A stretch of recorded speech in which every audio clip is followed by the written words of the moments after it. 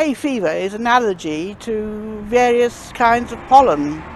And I suppose if you're unlucky, you're allergic to several kinds of pollen that come at different times of the year. It starts off with I think it's the grass pollen, then it goes on to the tree pollen, or vice versa. Not quite sure which way around.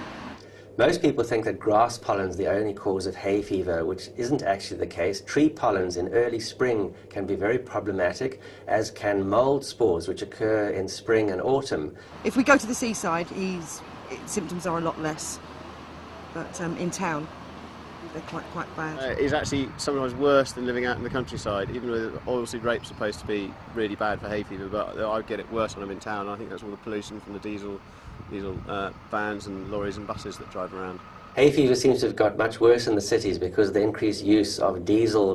Pollen grains mixed with the diesel particles go deeper into the airways, so city slickers have worse hay fever than people living in the countryside. It's a good idea to check the pollen counts on the day that you're going outdoors, and when you come back in the evening, to have a shower, wash your hair and remove all the pollen grains from your body. I get itchy nose, runny eyes, itchy eyes, sneezing, itching at the back of my throat.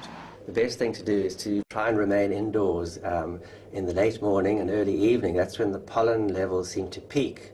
What happens is the grasses pollinate early in the morning, the pollen rises up into the atmosphere and then comes down again in the evening. There are simple measures that you can try to reduce your exposure to pollens. What you can do is put some Vaseline or petroleum jelly in the lower nostrils to try and trap the pollen grains and soothe the nose.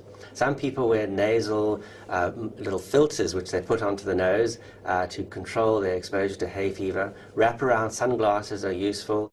If you're in a motor car, best idea is to close the windows and switch on the air conditioning, as the car usually has a filter that filters out the pollen grains. So then you're in a relatively pollen-free environment. Swimming should be a sport which they can do, particularly out of doors if they wear goggles and some nose prongs just to hold the nose to prevent the pollen grains which tend to float on the surface of the water penetrating the nose. Most hay fever sufferers can carry on exercising outside, and the important thing is to take your medication. For more information, visit www.nhs.uk.